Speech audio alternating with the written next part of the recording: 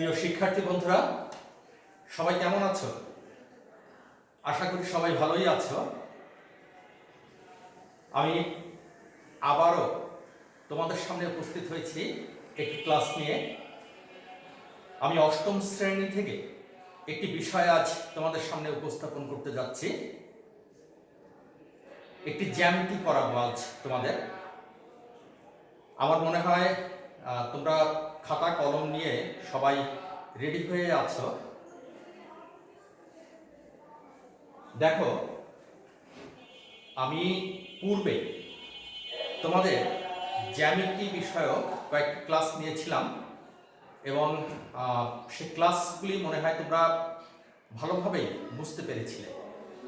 আজ যে বিষয় আমি তোমাদের শেখাবো সেটি হচ্ছে একটি উপপাদ্য। আমি উপপাদ্যটি বোর্ডে লিখছি, তোমরা খেয়াল করো। প্রমাণ করো যে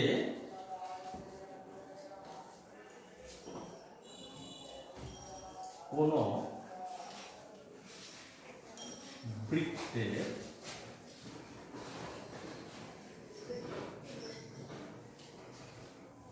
কেন্দ্র থেকে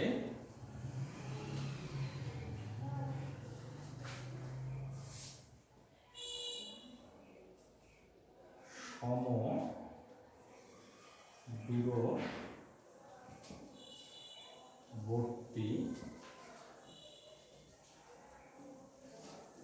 সকল জ্যা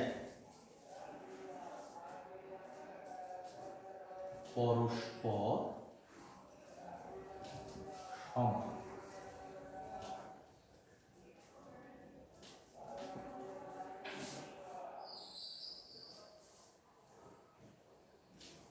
প্রিয় শিক্ষার্থীরা, তোমরা খেয়াল করো, আমি বোর্ডে উপপাদ্যটি লিখেছি। প্রমাণ করতে হবে যে কোনো বৃত্তের কেন্দ্র থেকে সমদূরবর্তী সকল জ্যা পরস্পর সমান। আমি এই উপপাদ্যটি আজ তোমাদের প্রমাণ করে দেখাবো। প্রথমে আমি চিত্রটি আঁকি।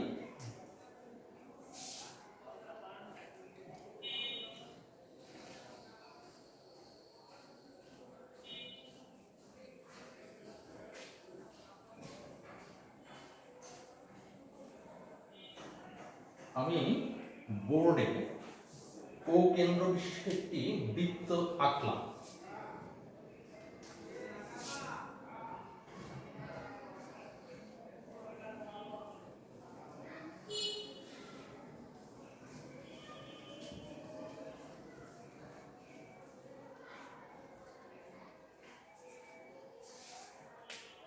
আমি যা লিখছি, আমি বিশেষ নির্বাচনে আমি একটু বর্ণনা করি। দেখো,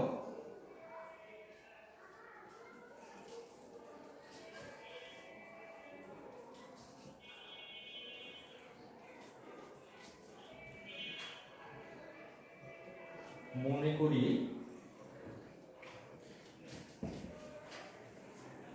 ও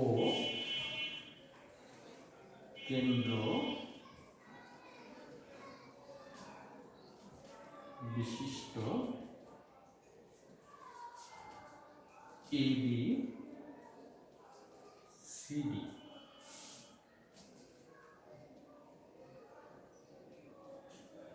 একটি বৃত্ত। ও কেন্দ্র বিশিষ্ট ABCD একটি বৃত্ত। AB ও CD উক্ত বৃত্তের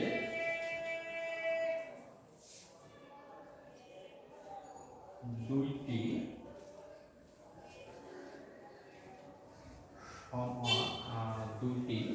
সমন্বয়, দুইটি জ্যা। এবার আমরা ও কেন্দ্র থেকে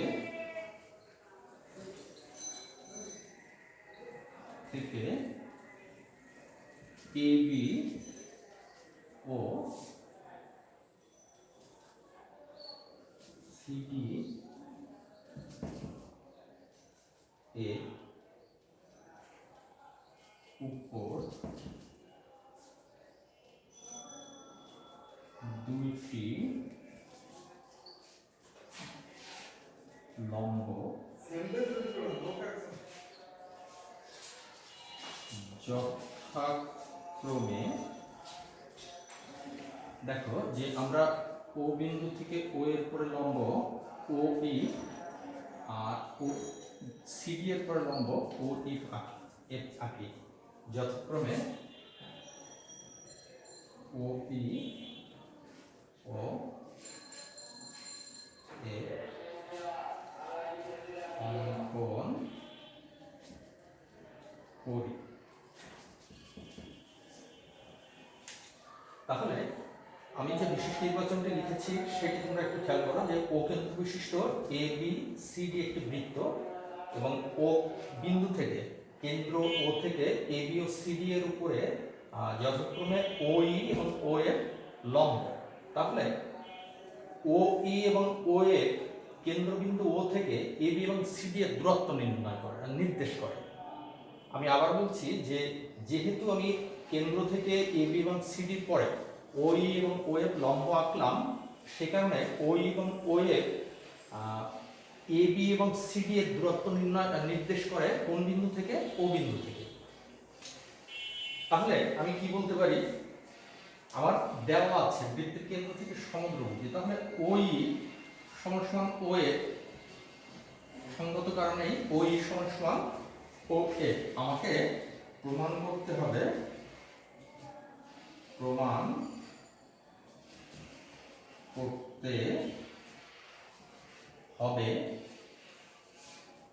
এ বি সমান সমান সি ডি। এবার আমরা অঙ্কন করব।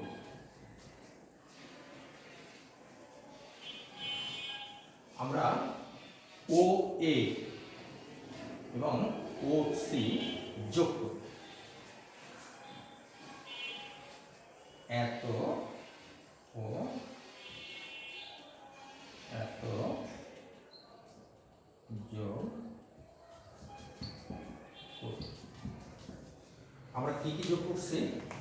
ও বিন্দু এবং এ বিন্দু যোগ করছি এবং ও বিন্দু এবং সি বিন্দু যোগ করছি। তাহলে আমি কিন্তু দুটো ত্রিভুজ পেলাম, একটা হচ্ছে এ ই ও এবং সি এফ ও, দুটি ত্রিভুজ পেলাম। এবার আমরা মূল প্রমাণের দিকে অগ্রসর হব আস্তে আস্তে। এবার আমরা প্রমাণ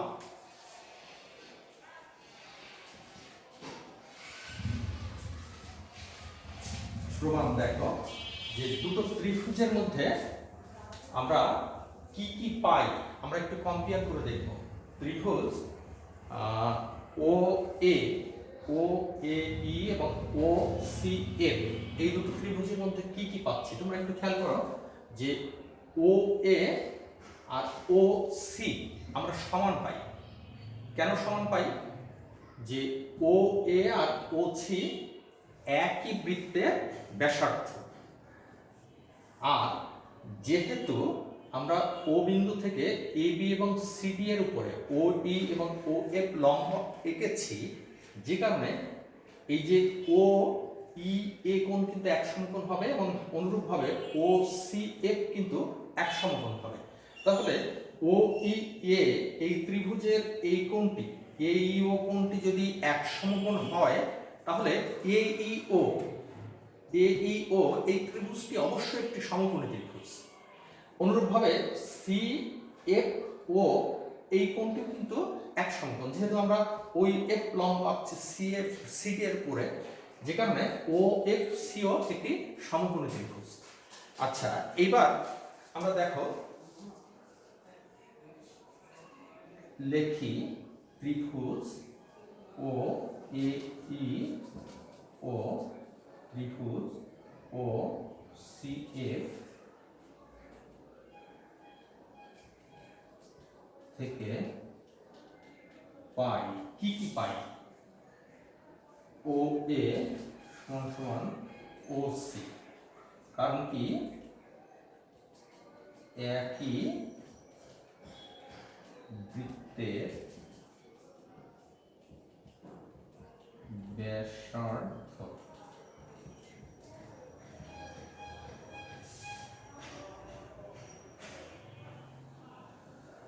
এ ই ও ই কোণ বাহু সমান সমান ও এর বাহু এটা দেওয়া আছে,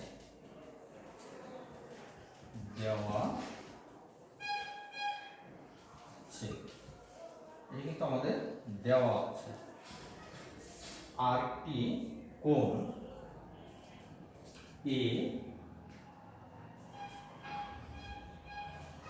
ই ও সমান সমান সি এ ও কোণ সমান সমান 90 ডিগ্রি। এবার তোমরা একটু খেয়াল করো, আমি যে শর্তগুলো পাচ্ছি সে শর্তগুলো ইতিমধ্যে আমি বোর্ডে লিখেছি।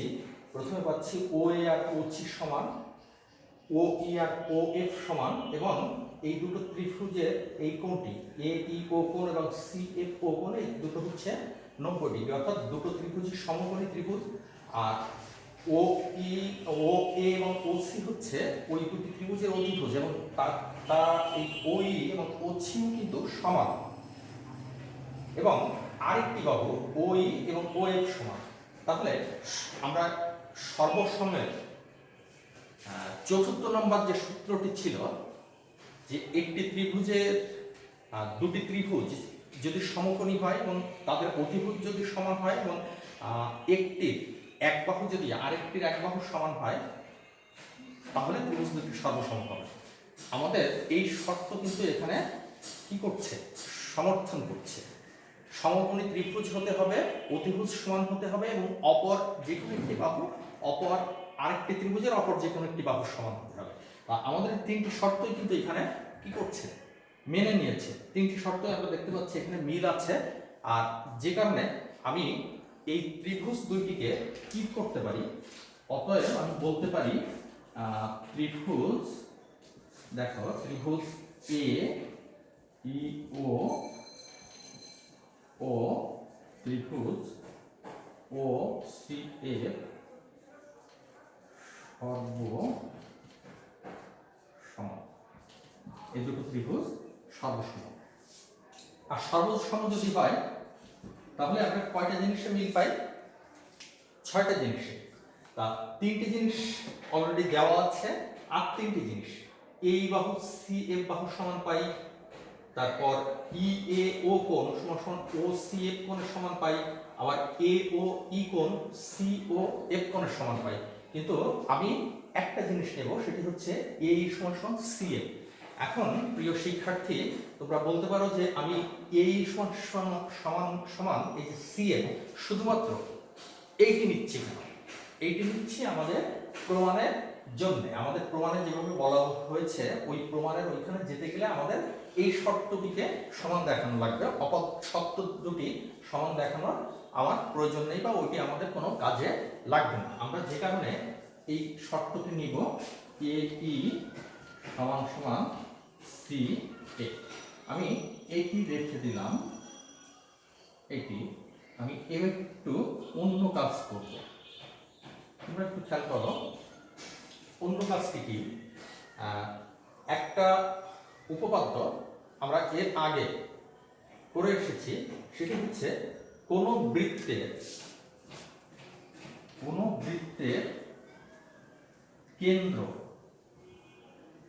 কেন্দ্র থেকে ব্যাস ভিন্ন কোনো জ্যায়ের উপরে অঙ্কিত লম্ব ওই জ্যাটিকে সমান 2 ভাগে ভাগ করে। আবার আমরা এটিও জানি যে একটা বৃত্তের কেন্দ্র এবং ব্যাস ভিন্ন কোনো জ্যায়ের মধ্যবিন্দু যদি আমি যোগ করি, তাহলে ওই যে সরলরেখাটি পাবো, ওই রেখাটি ওই জ্যায়ের উপরে লম্ব হবে। আমরা কিন্তু এই দুটো শর্ত আগে জানি। আমি যে কারণে বলতে পারি যে ও ই থেকে এ বি এর উপরে ও ই লম্ব, ও বিন্দু থেকে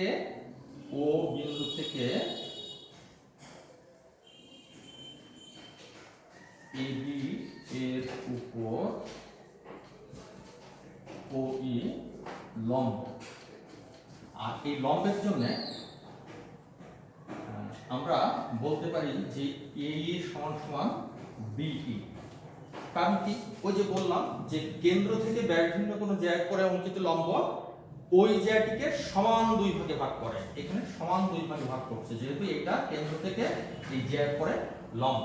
তাহলে এই সমান সমান BX, এই সমান সমান CA, এই সমান সমান B নয় CA। আচ্ছা, এই তো AB এর মধ্যবিন্দু, এই হচ্ছে AB এর মধ্যবিন্দু। তাহলে এখানে আমাদের কি দেওয়া আছে দেখো, যে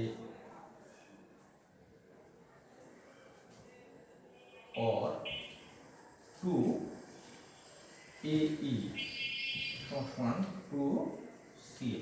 আমি কি করছি এবার, যে AE এবং CA এই দুটো যে সমান, এই দুটো সমান পেলাম। এবার আমি উভয় পক্ষকে কি করলাম, 2 দ্বারা গুণ করলাম। তাহলে এই যে দুটো দ্বারা গুণ করলাম, তাহলে এই যে 2AE, অর্থাৎ ওই যে আমাদের ছিল কেন্দ্র এবং ব্যাসার্ধ কোনো জ্যায়ের মধ্যবিন্দু সংযোগ সরলরেখা ওই জ্যায়ের পরে লম্ব, এবং ওই কি করে এখান থেকে যদি আমি এখানে লম্ব আঁকি, তাহলে এটাকে সমান দুই ভাগে ভাগ করবে। তাহলে এটাকে আমি কি লিখতে পারি, AB এবং 2CA, এটাকে আমরা কি লিখতে পারি, CD। তোমরা এই বিষয়টি একটু ভালোভাবে খেয়াল করো।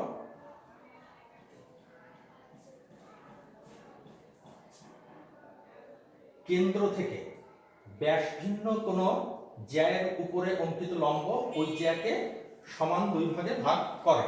তাহলে আমি লিখতে পারি A সমান সমান B আর CF সমান সমান BA। A সমান সমান BE, আর এই কারণে আমরা বলতে পারি AE সমান সমান AB। অনুরূপভাবে আমরা বলতে পারি CA সমান সমান CD।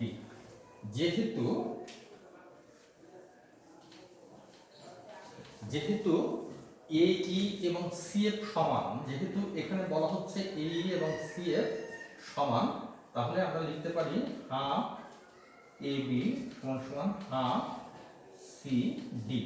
আমি যদি হাফ উভয় পক্ষ থেকে উঠিয়ে দেই, তাহলে আমাদের থাকছে CD। আমি উভয় পক্ষকে হাফ দ্বারা ভাগ করলাম।